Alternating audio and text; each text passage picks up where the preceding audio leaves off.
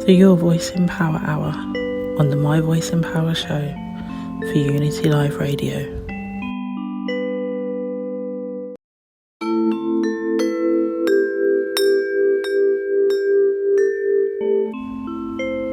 To your Voice in Power Hour on the My Voice in Power show for Unity Live Radio. Hello and welcome to the Your Voice in Power Hour on the My Voice in Power show. How are you? Hi. Good. Can you tell us your name and a bit about yourself? I am Dylan Harris.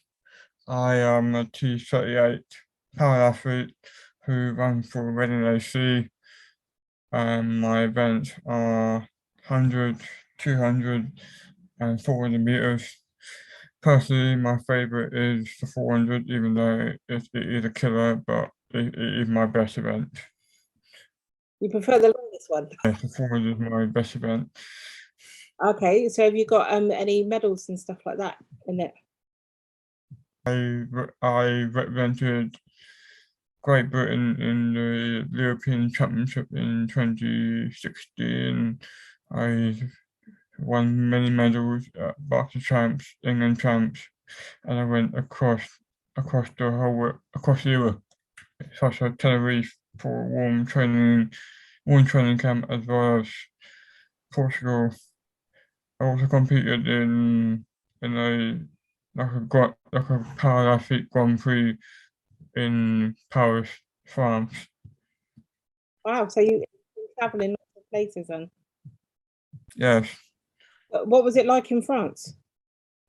France is very hot because it is in August time, but yeah, it was a nice experience.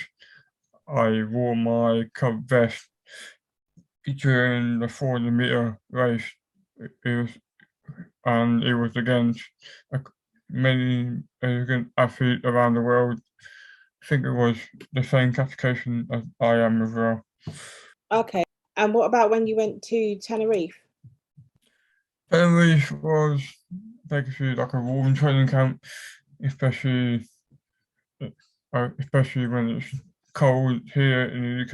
We just go somewhere nice and warm. We have no distraction. You can just train every day, and it was a good trip for me to experience it and see what it's like. Yeah. So is it harder to train, obviously, like, because obviously you're used to obviously being in the UK, so is it harder to train in the heat? It can be difficult to train in the heat as well, but my coach Roddy always told me to stay out of the heat because it can affect your CPU. So you also do 200 meters and 100 meters? Yes, I do. Yeah. So do you have medals in those? I think I do, but I think I did do medal in 100 and 200 as well. Yeah. Yeah. How did you get into running? How did I get into running? Oh, long story.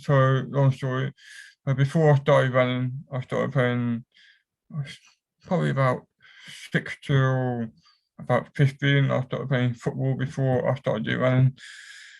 And then probably around when I was about 17, 16, I stopped playing football because I couldn't find a team that hadn't had a disability team around Berkshire or Reading or across anywhere. So it's quite hard I get into running was that me and my brother used to have a race in the park like 6 years ago, and then he said that I'm faster than you, and I felt no, you're not. And then we have a race, and then I beat him. So and then my mum and my stepdad have said to me that I should do running instead of football. So they got me involved in Reading AC. Yeah, so that's how I got into running. Great. So did you say there were no football places that would support your disability? Yes, but when I found out that it was during my athletic journey, I started to do a bit of crossover with football and athletics. But now they've stopped doing it, so now I'm back to athletics now. Oh, they stopped doing it. Yeah, stopped doing it. Do you mind sharing? It was Barton Rovers disability team. They started it in 2018, but obviously COVID happened and they stopped running it now. Oh, right, okay. That's a shame. Do you mind sharing with us what disability you have? I have my disability cerebral palsy, which affects my whole body. So I get cramps, I get muscle fatigue, I get fatigue very easily, whether it's in life, work, or training. I also have hearing impaired, so I was born completely deaf. I have hearing aid when I was about 3 or 4. Just about when I got into preschool, I think. Yeah. Okay. So that's what I've never known. So no, anyone else I've met who has a hearing aid has been able to partially hear, but you've not been able to do anything, but you can with those. Mm-hmm. Yeah. But I can also lip read with my hearing aid or without my hearing aid as well. Okay. And it's quite funny if people got like a deep voice, I can still hear them without my hearing aid. Okay, but can you hear what they're saying? Yes. Yeah. That's If they got like a deep voice, I can hear them. Like Roddy, for example, I can hear a little bit of him. I know. And then I also have I'm also on the autistic spectrum disorder. And I was diagnosed since I was 14, I believe. okay. So you're managing a lot in general anyway. How do you cope with your work? Like, how do you manage your work-life balance alongside? How do I cope with all that? Oh, good question. CP obviously is tough because you can't even cure my CP, but I had to live with it. It affects me every day at work because I get tired easily at work, and which means I could still turn up the training and then still do my training no matter how fatigued I am. Because all about the mental side of no matter how tired you are, you still got to do it. Okay, so do you feel like you've got a good mental health network? Yes. No matter how tired I am, I always get my training done. Do you feel like that helps? Yes. What the training? Yeah. Yes, the training helped massively because when I first started, I wasn't sure about it. When I first started in 2016, I wasn't even sure about whether I wanted to do it or not because it's a new sport. Because it's all I knew. Because normally I'm all about team sports, but the pressures on you all the time. But now, looking back, I now realize that I actually enjoy individual sport. It's all about you. You can do what you want. You can achieve so much on your own rather than having people around you. But I do have a team that help me as well. Yeah. Is that your other athletes that you train with and your coach? Mm-hmm. Yeah. So do you find that there's enough support and ability in the athletics world? Always support each other. They always help each other. They always bond so well. Yeah. And so have you competed in, like, I know, like, so obviously you have your disability, so I'm obviously assuming you've participated in disability Olympics. I'm not sure if I'm using the right terminology. But you do mainstream athletics as well, don't you? Yes, I did mention I did boxing champ against everybody athlete. I did Yeah, that's just only buffer jumps, and I think I did southern athletics in Chelmsford, which didn't go well, but that was probably one of the worst days in my track life. Oh, I'm sorry to hear that. How did you recover from that and get back into everything? I just literally forget about it and then lose that as an experience, not to do that again. I think I did well after that experience, which was horrible. Yeah. So did you? I'm pretty sure you competed in I want to say the Diamond League. Yes, I competed in Diamond League, which is basically Diamond League is where you get all the top athletes around the world compete.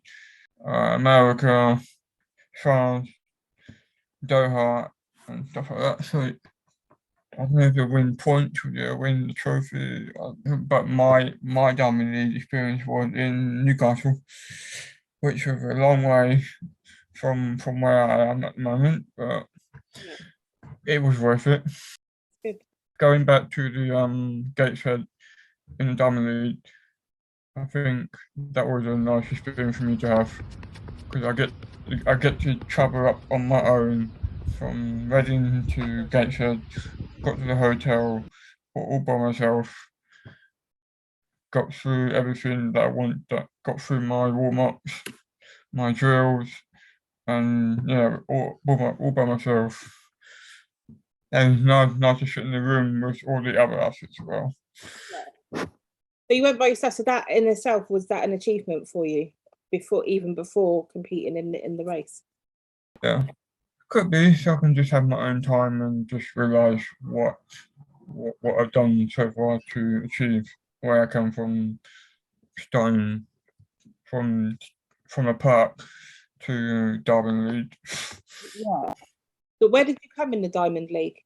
Oh, let's not start where I come because obviously it was against I was up against 238, which is my category, and I also was against a T20 category, which is based around learning disabilities. But I probably came up last because obviously I'd come up a long way from Reading. If I'd get fatigued quite easily from all the travelling as well. Right, But yeah.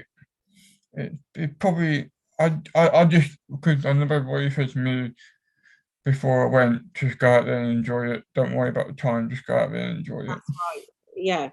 And you did enjoy it, so that's great. And to obviously be part of something so important, it's amazing. Obviously, I posted my club vest with my name on the vest, and I put it on my Instagram. And the amount of support I got is just surreal. Yeah. Even when I come back, even when I went back to the hotel, I saw all the comments were saying well done and stuff like that. Yeah. Yeah, that's amazing. So you've got support online, in person, no matter where you are, no matter what you're doing. Yeah. Yeah. Yeah, that's great. And I was on the BBC red button as well. Yeah, see, look, you're already famous on the Oh, BBC. yeah, I know. But yeah, and then last season was it was alright, but I had some bad moments as well. How did you cope during I've COVID had with athletics? Oh, COVID. Oh, okay. So when did you start? 2020? Yeah. So COVID had a massive impact because I had to train at my local park at home, and first thought I was like, no, this is too boring because you got no one to support you. Got you on your own. You got no one to chat to you about what to do. Because we have to do Zoom calls, circuit Zoom calls with Roddy and that training group. I did some of it, but I have other commitment like work So yeah, and then a couple of weeks into the lockdown, I thought I just give up because I just couldn't do it anymore. But when we find out we're going back to China, I was like, okay, now I feel like I'm in a good mood. Yeah. And then we have a short month of racing until August to September. I thought that was so quick. Yeah. That was not no oh my god. And then obviously 2021 was just a normal track season, but you still had to be cautious about COVID. Yeah. And then this year, oh god. So I was probably what mid July. I had COVID. Oh no. Yeah, I had COVID, and then I was in bed for about 10 days. Oh So god. I couldn't really train for no, yeah. So I couldn't really train before at all. And then yeah, I started racing, and I just have a have a bad feeling towards the end because of COVID and other stuff that are going on as well.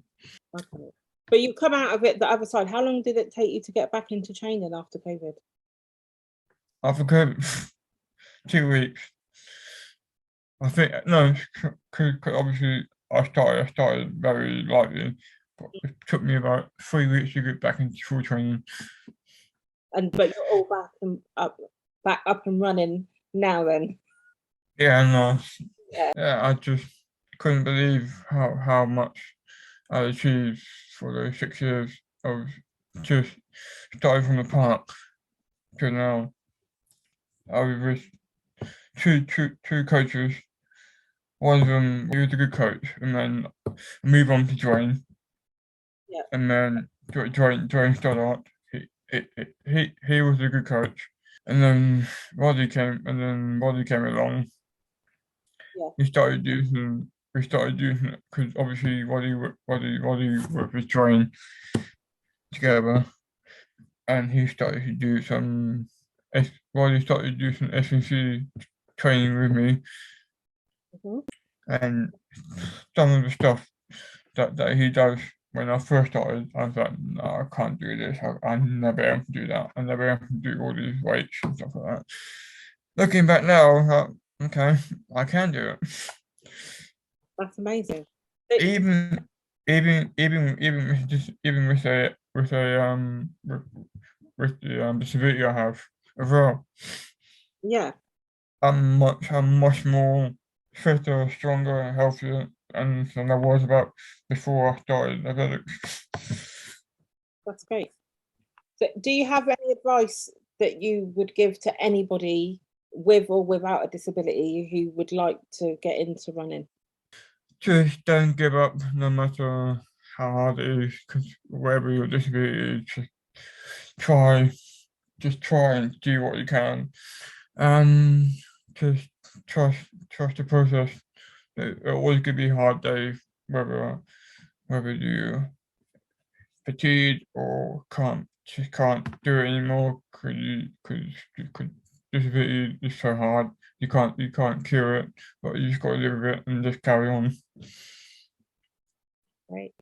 And do you have any tips for managing mental health? And let me say something before that. Before, when was it? When did I join Duncan? I think I joined Duncan in 2018 or 19. I'm not quite sure. Yeah, so Duncan was a massive help for me because I need someone to talk to you about how I feel, work, training, life, and he had a massive impact on me. He changed he changed my mindset quite a lot, just quite a lot since I've been working with him. Okay. So who's Duncan? Is that another coach? Yes. Lovely. So going back to any tips about mental health, if you need to speak to someone, just speak to someone, whether it's a friend, family, or coach. Don't be afraid to speak up. You should always tell how you feel, no matter what the situation is. Just be you, no matter how things get tough. And one final thing, ignore the negative comments, the hater who try to put you down, and who's trying to don't think you can do what you can, but it's down to you to show them that you can do it. Yeah, that's great. That's great advice. Well, thank you very much for coming on the show. You're welcome. Pleasure talking. Thank you for inviting me as well. No problem.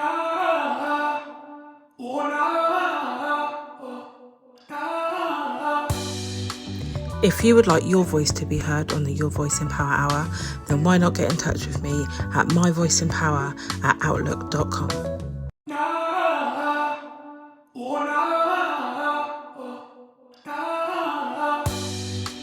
If you would like your voice to be heard on the Your Voice in Power Hour, then why not get in touch with me at myvoiceinpower@outlook.com.